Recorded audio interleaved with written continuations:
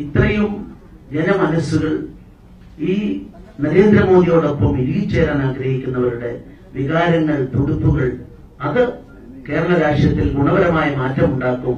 ആ മാറ്റത്തിന്റെ ഒരു വിളംബരമായി ഞാൻ ഇവിടെ സുഷമാജിയുടെ സന്ദർശനത്തെയും അവരുടെ വിലപ്പെട്ട ഇവിടെ പറയാൻ പോകുന്ന അഭിപ്രായത്തെയും കണക്കാക്കുകയാണ്.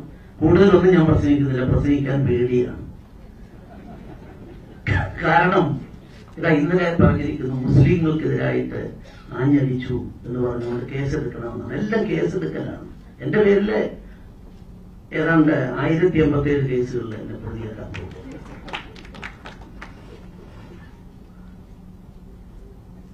അതുകൊണ്ട് പ്രസംഗത്തിലേക്ക് പോകുന്നില്ല. പക്ഷെ ഇന്നത്തെ കാര്യം, ഇന്ന് നാളെ പത്രമില്ലല്ലോ, അതുകൊണ്ട് ഞാൻ പറയാം. ബാലാക്കോട്ട് പോയി 21 മിനിറ്റ് കൊണ്ട് നമ്മുടെ സൈനികര് വിസ്മയം തീർത്തു. 3 കേന്ദ്രങ്ങളും തകർത്ത് തിരിച്ചെത്തി. പാകിസ്ഥാന്റെ വാദം അതൊന്നും നടന്നില്ലെന്നാണ്. അത് ഏറ്റുപിടിച്ചുകൊണ്ട് രാജീവ് ഗാന്ധിയുടെ ഏറ്റവും അടുത്ത ഫ്രണ്ട്, അവരുടെ പാർട്ടിയുടെ സർവദേശീയ കോൺഗ്രസ് പാർട്ടി സർവദേശീയ ദളത്തിൽ പ്രവർത്തിക്കുന്ന സംവിധാനത്തിന്റെ പ്രസിഡന്റ് സാമിന്റെ പ്രസ്താവന ഞാൻ വീണ്ടും വായിക്കാനിടയായപ്പോൾ ഞാൻ പറഞ്ഞു, അദ്ദേഹം പറഞ്ഞത് പാകിസ്ഥാനാണ് ശരി, ഇന്ത്യ അല്ലെന്ന്. അത് പറഞ്ഞത് പാകിസ്ഥാന്റെ വാദമാണ്. ആ വാദത്തിനനുസരിച്ച് ഒരാഴ്ച മുമ്പ് പാകിസ്ഥാൻ ലോകത്തുള്ള പത്രപ്രവർത്തകരെ കൊണ്ടുപോയി വീണ്ടും ആ പ്രദേശം കാണിച്ചു, ഇന്ത്യ കളവാണ് പറയുന്നത് പറയാൻ വേണ്ടി. പക്ഷെ അവർ വിശ്വസിച്ചില്ല, അവർ തിരിച്ചുപോയി എന്നാണ് നമ്മുടെ മാധ്യമങ്ങളോട് മനസ്സിലാക്കാൻ സാധിച്ചത്. ഇതേ വാദം ഉന്നയിച്ചപ്പോൾ ഞാൻ പറഞ്ഞു, അവിടെ പോയി 21 മിനിറ്റ് കൊണ്ട് വിസ്മയം തീർത്ത് പോർന്നുപോലും ഏൽക്കാതെ ഇന്ത്യ തിരിച്ചെത്തിയപ്പോൾ, മൂന്നാമത്തെ ആ സംവിധാനം വിജയിച്ചപ്പോൾ, വാസ്തവത്തിൽ ഭാരതം ഇന്ന് സ്വാഭിമാനത്തോടെ മാനവരാശിക്ക് മുമ്പിൽ പിടിച്ചു നിൽക്കുന്ന ഒരു വിസ്മയ രാഷ്ട്രമായി, വിജയരാഷ്ട്രമായി, വിശ്വവിജയിയായി നമ്മുടെ ഇന്ത്യക്ക് മാറാൻ സാധിച്ചു.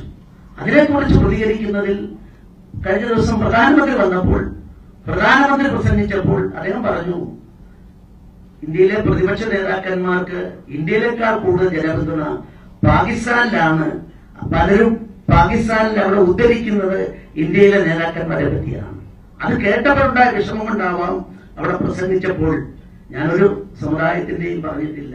ഞാൻ പറഞ്ഞത് അവിടെ 21 മിനിറ്റ് ഇത് കടത്തിയ ശേഷം അതിന്റെ എണ്ണം എടുത്തു കൊണ്ടുവരണം, ഐഡന്റിറ്റി വേണം, തെളിവ് വേണമെന്ന് ഇന്ത്യ ആവശ്യപ്പെടുമ്പോൾ 23 മിനിറ്റ് കൊണ്ട് അത് നടത്തി വിജയകരമായി തിരിച്ചു പോകുമ്പോൾ വീണ്ടും അത് എണ്ണാൻ വേണ്ടി ഇറങ്ങിയാൽ, ദേഹപരിശോധന നടത്തിയാൽ ആരാണ് ഐഡന്റിറ്റി വെക്കണമെങ്കിൽ അത് സാധിക്കുമോ എന്ന് ആ മരിച്ച തീവ്രവാദികളെ ബന്ധപ്പെടുത്തിക്കൊണ്ട് യുക്തിഭദ്രമായ ഒരു കാര്യം പറഞ്ഞതിനെയാണ് അതെല്ലാം മുസ്ലിങ്ങൾക്കെതിരാണെന്ന്. മുസ്ലിങ്ങളെ അപമാനിക്കരുത് എന്നാണ് എനിക്ക് രമേശ് ചെന്നിത്തലയോടും കുഞ്ഞാലിക്കുട്ടിയോടും കോടിയേരി ബാലകൃഷ്ണനോടും അതുപോലെ മുല്ലപ്പള്ളി രാമചന്ദ്രനും പറയാനുള്ളത്. കേസിനെ പേടിച്ചിട്ടല്ല, കേസിൽ സത്യം ജയിക്കും. പക്ഷെ അതുകൊണ്ട് ഞാൻ പറയാൻ ആഗ്രഹിക്കുന്നു, ഇത്രയും BJP രണ്ടാം തരം പൗരന്മാരായി കാണുന്ന, മനുഷ്യ അവകാശങ്ങൾ നിഷേധിക്കുന്ന, കള്ളക്കേസുകൾ കുടുക്കി ഇല്ലാതാക്കാൻ ശ്രമിക്കുന്ന സംസ്ഥാനത്ത് ഈ എറണാകുളത്തിന്റെ പരിച്ഛേദം എത്തുമ്പോൾ ആയിരിക്കുന്ന സ്ഥാനാർത്ഥി, ഞാൻ അദ്ദേഹത്തിലൂടെ പോയി, ഞാൻ BJP-ക്കാരോടെല്ലാം പറഞ്ഞ് കണ്ടുപിടിക്കണം. രാവിലെ പോയപ്പോൾ 7 മണിക്ക് അദ്ദേഹത്തിലൂടെ പോയപ്പോൾ അത് ഓടുകയാണ്, കാണുന്നവരെയല്ല. ഞാൻ 2-3 മത്സരിച്ചാളാ, എനിക്കൊന്നും ഒരിക്കലും സാധിക്കില്ല, ഓടിയെത്താൻ സാധിക്കുന്നില്ല. ഇത്രയും സ്മാർട്ടായ ഒരു മന്ത്രി, ഒരു നേതാവ്, അത് വെറുതെ അല്ല കമ്മ്യൂണിസ്റ്റ് പാർട്ടി വിട്ട് BJP-യിലേക്ക് വന്നത്. അതുകൊണ്ട് അദ്ദേഹത്തെ ജയിപ്പിക്കാൻ നമുക്ക് സാധിക്കണം. താമര ചിഹ്നത്തിൽ വോട്ട് രേഖപ്പെടുത്തി ചരിത്രപരമായ ചുമതല, ഞാൻ ചരിത്രപരമായ എന്ന് പറഞ്ഞ് അണ്ടർലൈൻ ചെയ്യുന്നു. ഇതൊരു അവസരമാണ്, ഇതൊരു വെല്ലുവിളിയാണ്. വെല്ലുവിളിയെ അവസരമാക്കി മാറ്റാൻ എറണാകുളത്തുകാർക്ക് സാധിക്കണം, ചാലക്കുടിക്കാർക്ക് സാധിക്കണം. ചാലക്കുടിയുടെ രാധാകൃഷ്ണനുണ്ട്, അവർ വോട്ട് ചെയ്യണമെന്ന് അഭ്യർത്ഥിച്ചുകൊണ്ട്, അപേക്ഷിച്ചുകൊണ്ട് ഞാൻ നിർത്തുന്നു. നമസ്കാരം. ജയ് ഭാരത്.